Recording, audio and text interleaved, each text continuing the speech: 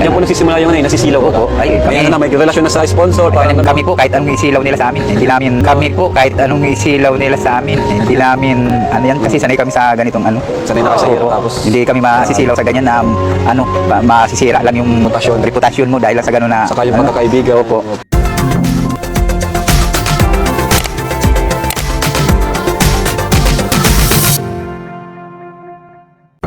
Good morning, good evening mga kalingap. Ayan, welcome back to my channel. Ito, panibago tayong update.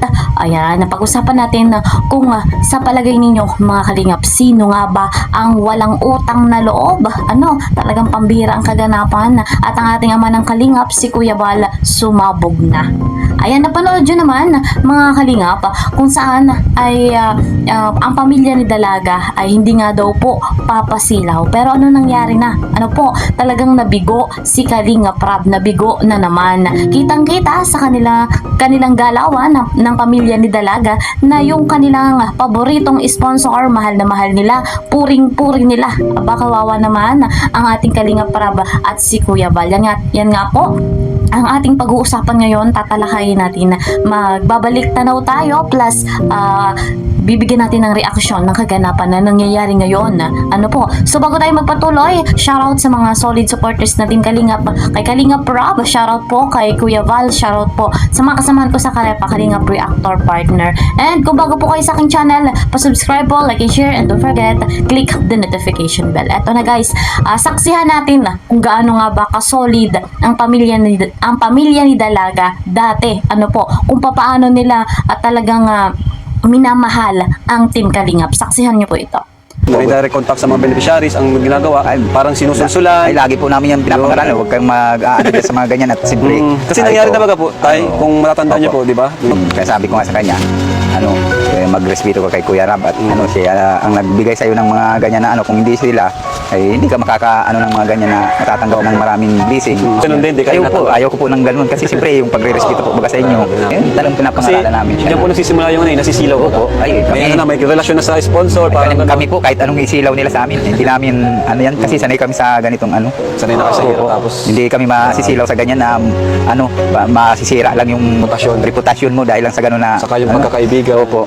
So yun, napanood yung mga Kalingap, talagang solid na solid sila. Ano po, at hindi nga daw po, ayon pa yan sa ama ni Dalaga, na hindi nga daw po sila pasisilaw sa kung ano yung gawin ng sponsor, kung ano man yung mangyari. Ano po, pero ngayon, napapansin na natin na talagang grabe na, nakakalungkot man, talagang nangyayari ito mga Kalingap. So ang kawawa si Kuya Val at syempre si Kalingap Rob. Sa pagkakataong yan, talagang hindi mangyayari yan sa pamilya ni Dalaga kung wala pong nagsusulsol. Yan yung number one, may nagsusulsol sa pamilya ni Dalaga. So nakakalungkot na naman mga Kalingap. At eto pa nga guys, si Kuya Val hindi niya nga maiwasang sumabog. Talagang palaisipan na bakit ganito yung ginagawa talaga ng pamilya ni Dalaga. At talagang hindi maiwasan na makapagsalita si Kuya Val. At sino nga ba itong walang utang na loob? Grabe guys, kahit semento, talagang issue sa kanila. Grabe yung semento, pambihira naman. So saksihan nyo ito, panoorin natin, talakayin pa natin. Balik po kayo kung yung semento na para sa inyong kusina ay ginamit sa ibang bahay, ay mismo sa bahay nyo po naman ginamit sa mismo bahay ninyo. So problema nyo yung semento, kung bakit yan nagamit ni Kuya Val. Tambakan mo Kuya Val ng semento, ibalik mo yung 2 sakong semento. Ganun lang kasimple. Eto po, may nag-comment nga po, ang semento na yan ba kailangan pa ba na yan ay kari-kari pa rin sa comment section? Hindi dapat ganun eh. Ito po, sabi ko nga sa inyo, kung ito ba legit or fake, sabi ko nga po sa inyo, legit or fake ba? Ayan, nasa screen. Ito po ha, yung mga sponsor na nagpapagawa ng kwarto ni Beyonce, kasama po doon si Sir, yung LD, si Sir LD. Kasi po yung panggawa ng kusina, yun po ang gamit sa pagsemento ng kwarto ni Beyonce. 2 semento lang daw po. Eto na nga po, dito muna tayo ha, naririnig ko. Yung simento po, kung mga kapitero na sa kanila, maubos ng simento. Napaalam po naman eh. Isa o dalawa lang kinuha. Sabi ko, bayaran niyo yan. Yung simento kinuha niya. Ay, yun na nga eh. Nag-comment yung nagngangalang Hansel. Sabi ko nga kung legit ba or fake yan. Ngayon, yung semento na doon sa kusina, gagamitin yata doon yun sa kusina. Nakuha ng kapentero, isa o dalawa. Ang sabi daw ni Kuya Bal, bayaran. Yun ba marapat pa ba yun? Na i-comment? Pati semento? Big deal. Big deal. Kuya Bal, ibalik ninyo yung semento para wala silang masabi at hindi na po yan. Ipangalagbakan pa. Ihatid nyo po yan doon sa tarangkahan nila. Nagalit kayo kung yung semento na binili ng sponsor ninyo ginamit sa ibang bahay.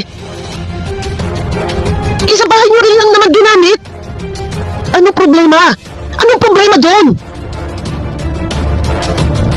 Isa inyo din naman nyo napunta. Bakit parang pinalalabasin nyo? Ang daming comment.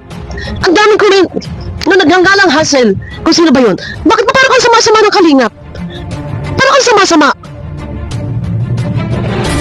Wala namang ginawang masama sa inyo si Kuya Bal at si Kalingap Rab.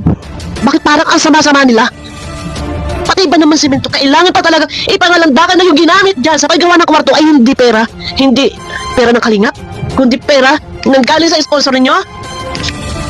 Kay Leo D, kailangan pa ba talaga ito? Na ipamukha ninyo? Na i-comment niya? Sino ba nag-comment nga yan?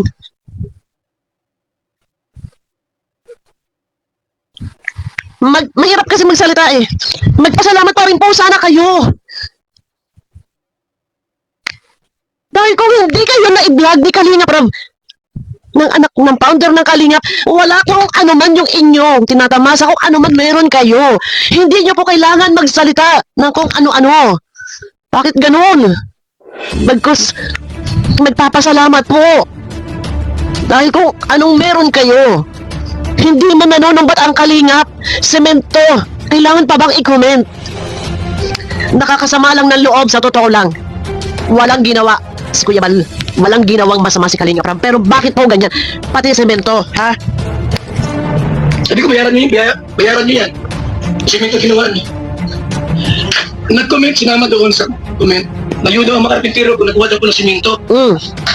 Dalawang simento ng bahay niyo naman yan. Nay Hansel, bahay niyo naman magayan. Nay Hansel, bahay niyo naman magayan. Iyon na nga kuya, pambihira. Bahay niyo po yan.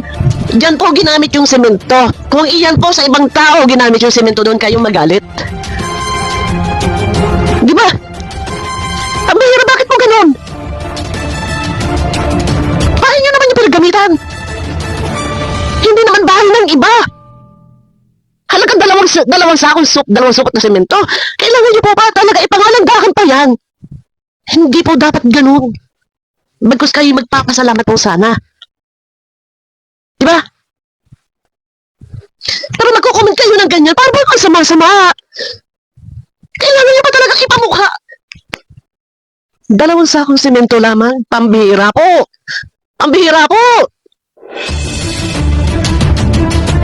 Ano ba kasalanan sa inyo ni Kuya Bal? Ano ang kasalanan sa inyo ni Kalingap Rab? Bakit po si Kuya Bal nakakapagsalita ng mga nakaraan? Dahil na-trigger na sa inyo. Dahil kayo po mismo. Walang katigil-tigil kaka-comment. Pati si Doc. Masyado po kayong nagpasakop kay Doc. Ha? Isipin ninyo ha? Pati yung sa kaso kay Federico, ni-comment din, itapik po natin yan. Pambihira! Pambihira! Isa ako lamang. Teka po muna. Masyado pong big deal ba sa inyo yun? Kung nakuha na gamit ng karpentero sa paggawa ng kwarto, kailangan niyo po ba talaga sabihin yan na ang ginawang kwarto ang sponsor ang nagpagawa? Pambihira naman. Hindi naman dapat ng ganon. So ayan, yung video yan ay paliwanag din ba Don Bopil, grabe ano, talagang sapol na sapol. Kahit semento, 2 sakong semento lang daw po iyon, so big deal sa kanila. Pero yung sementong yun, ginamit din mismo sa bahay nila. Ano, sa bahay din, hindi na pa iba yung semento, hindi na palayo, kundi doon din mismo. So babayaran nga daw po yun. Grabing issue, ano, palala ng palala mga kalingap. Hindi naman ganyan po ang pamilya Batalero. Mahal na mga yan ang Team Kalingap. Hindi po sila ganyan. Napaka-solid ng mga yan sa Kalingap. Pero nang dahil sa sulsol, ano po, dahil sa influensya, sa bad influence ni Doc, grabe na yung mindset nila, napaiba na ano, hindi katulad ng dati. Nakakalungkot man, pero ika nga sabi ni Kalingap Rob, kung may aalis, may darating. So patuloy pa nating suportahan ang Team Kalingap. Alam nyo kung anong layunin nila, maraming beneficiary, maraming scholarship, ano, maraming tinutulungan, marami nang napagawa ng bahay. So legit na legit ang pagtulong, legit na legit ang kanilang charity, at hindi tayo magsasawang tumulong, ano, na tangkilikin ng kanilang vlogs dahil patuloy tayong nagkakaisa. We are one Kalingap, one family. Hanggang dito na lamang. Bye-bye!